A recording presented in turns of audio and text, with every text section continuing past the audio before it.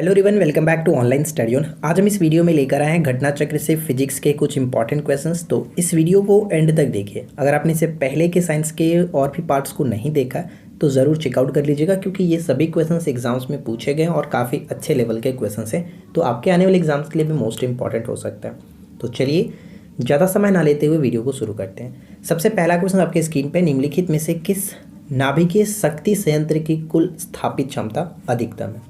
तो इनमें चारों में से सबसे ज़्यादा जो क्षमता है वो किसकी है? तो राइट आंसर हो जाएगा ऑप्शन सी, कुंडनकुलम। कुंडनकुलम कहाँ पे पड़ता है? तमिलनाडु में पड़ता है। काकरापारा गुजरात में, कैगा कर्नाटक और तारापुर महाराष्ट्र में। तो ये चारों भी ऐसे नाम से भी पूछ जाते हैं कि कौन कहाँ पर स्थित है। यहाँ पे देखिए क्लियरली लिखा गया कि महाराष्ट्र के तारापुर स्थित तारापुर परमाणु ऊर्जा संयंत्र की जो कुल स्थापित क्षमता है वो 1400 मेगावाट की है। कैगा परमाणु ऊर्जा संयंत्र की कुल जो स्थापित क्षमता है वो 880 मेगावाट की है, जबकि काकरापारा परमाणु ऊर्जा संयंत्र की कुल स्थापित क्षमता 440 मेगावाट, जो कि बहुत कम है।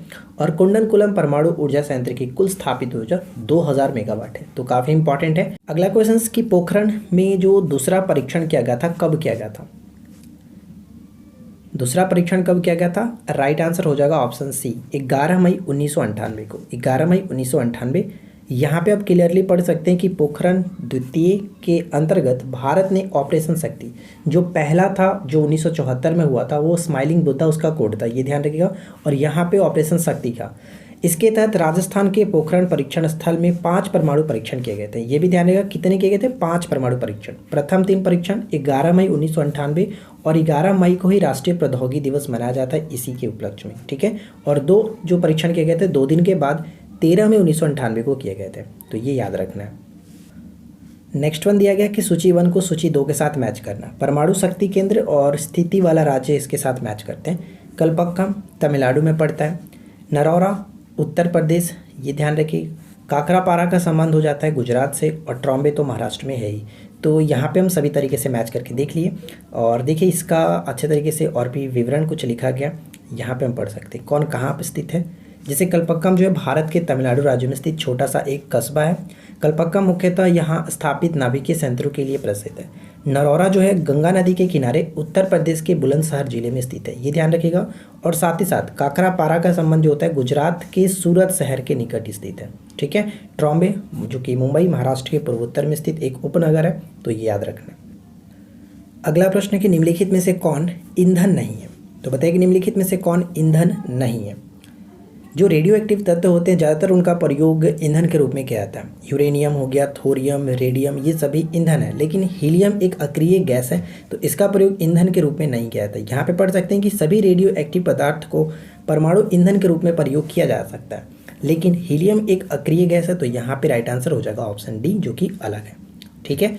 अगला प्रश्न क्या बनता है? नेक्स्ट क्वेश्चन देखिए। अगला क्वेश्चन है कि सितारों में अक्षय ऊर्जा के स्रोत का कारण क्या है? सितारों में यानी कि जो तारे हैं उनमें अक्षय ऊर्जा के स्रोत का कारण क्या है? तो स्रोत का कारण हाइड्रोजन का हीलियम में परिवर्तित होना, ये बिल्कुल सही होगा। ऑप्शन हम ए को टिक कर सकते हैं। देखिए कुछ पॉइंट्स लिखा गया, आप इसको पढ़ सकते हैं। सूर्य में भी जो कि नाभिकीय संलयन होता है, नाभिकीय संलयन, ये प्रक्रिया याद रखिएगा क्योंकि अक्सर ये पूछा जाता है, ठीक है। प्रक्रिया में हाइड्रोजन का नाभिक संलयित होकर के हीलियम का निर्माण करते हैं। अगला प्रश्न है कि निम्न विकिरण प्रकारों में से किस में सर्वाधिक ऊर्जा होती है? देखिए सर्वाधिक ऊर्जा की अगर हम बात करें, एक होता है सर्वाधिक ऊर्जा और दूसरा होता है आपका सर्वाधिक लंबाई। लंबाई की जब बात करते हैं तो वहाँ पे हम लोग तरंग दैर्घ्य की बात करते हैं, यानी कि वेवलेंथ की बात करते हैं। और जब ऊर्जा की बात की जाती है तो वहाँ पे हम लोग फ्रीक्वेंसी यानी कि आवृत्ति के बारे में बात करते हैं। तो यहाँ पे ऊर्जा पूछा जा रहा है, तो मैंने आपको एक ट्रिक बताया था GX UV इमरान करके, ठीक है। 7 प्रकार के जो विद्युत चुंबक है इनको आप याद रख सकते हैं इस तरह से। तो इसमें क्या होता है कि ये तरंगदैर्घ्य का बढ़ता हुआ क्रम है, यानी कि गामा किरण का जो वेवलेंथ होता है, तरंगदैर्घ्य होता है सबसे कम, और रेडियो जो तरंग है उसका सबसे ज़्यादा होता है। यानी जिसका तरंगदैर्घ्य सबसे ज़्यादा होगा उसका आवृत्ति सबसे कम होगा।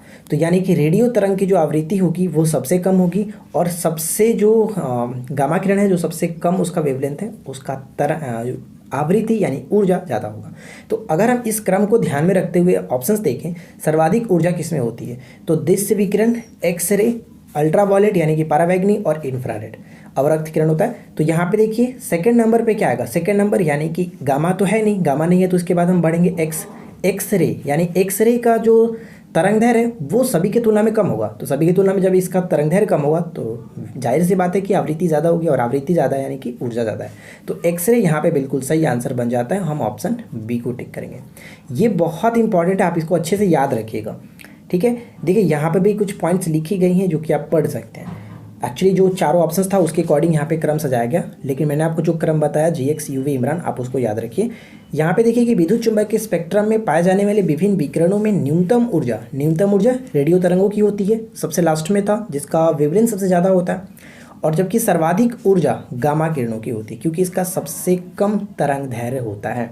तो बस आपको यही छोटा सा पॉइंट याद रखना है। अगला क्वेश्चन देखिए क्या है, जो कि नेक्स्ट क्वेश्चन मिलान करना है, कौन किसके साथ सही तरीके से मैच किया गया, कौन गलत है, सुमेलित नहीं है, ये आपको बताना है। तो मेसॉन किरण की खोज जो की युकावा ने किया था, बिल्कुल सही है। पॉजिट्रॉन की खोज एंडरसन, ये बिल्कुल सही है, एंडरसन और हेस ने। सूर्य और तारों में ऊर्जा उत्पादन का जो सिद्धांत है वो बेथे ने दिया था, ये भी सही है। लेकिन पैरा यूरेनियम तत्वों का जो संश्लेषण है वो एनरिको फर्मी ने नहीं किया था, ये पॉइंट गलत है। किसने किया था, तो हम यहाँ पे क्लियरली पढ़ सकते हैं किसने किया था। देखिए यहाँ पे लिखा गया कि पैरा यूरेनियम तत्वों के संश्लेषण में एनरिको फर्मी का नहीं बल्कि जीटी सीबोर्ग का महत्वपूर्ण योगदान है। तो यहाँ पे जीटी सीबोर्ग बिल्कुल सही होना चाहिए था, ठीक है फ्रेंड्स। अगला प्रश्न ये कह रहा है कि निम्नलिखित में से कौन अर्धचालक है। अर्धचालक सेमीकंडक्टर निम्नलिखित में से कौन सा है। तो यहाँ पे देख सकते हैं सिलिकॉन आता है, क्वार्ट्ज नहीं आता, और सेरेमिक्स नहीं आता है, और यहाँ पे जर्मेनियम, यानी बिल्कुल सही होगा 1 और 4। 1 और 4 ऑप्शन सी करेक्ट है। नेक्स्ट क्वेश्चन की परम शून्य तापमान पर अर्धचालकों में विद्युत प्रतिरोध होता है। परम शून्य ताप 0 केल्विन और -273.15 डिग्री सेल्सियस होता है। ये ध्यान रखिएगा, केल्विन 0 डिग्री केल्विन होता है, और जबकि सेल्सियस में -273.15 डिग्री सेल्सियस। परम शून्य तापमान पर अर्धचालकों में विद्युत प्रतिरोध हो जाता है। विद्युत प्रतिरोध संपूर्ण यानी कि अनंत हो जाता है, ऑप्शन ए बिल्कुल सही आंसर होगा। यहाँ पे इसके बारे में लिखा गया, आप इसको पढ़ सकते हैं, ठीक है। नेक्स्ट क्वेश्चन दिया गया कि प्रत्यावर्ती धारा को दृष्ट धारा में परिवर्तित करने वाली युक्ति कौन सी है। प्रत्यावर्ती धारा जिसको हम लोग अल्टरनेटिव करंट बोलते हैं, AC कहा जाता है, और दृष्ट धारा यानी कि DC जिसको डायरेक्ट करंट कहते हैं। तो AC को DC में कौन बदलता है, रेक्टिफायर के द्वारा। ऑप्शन बी बिल्कुल सही होगा, रेक्टिफायर।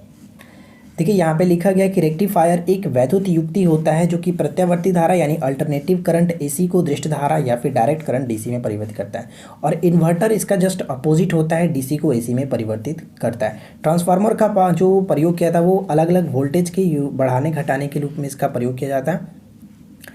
देखिए अगला प्रश्न कह रहा है कि एक तार में बहती विद्युत धारा और विभवांतर प्रत्येक को दुगना कर दिया जाए तो विद्युत शक्ति क्या होगा।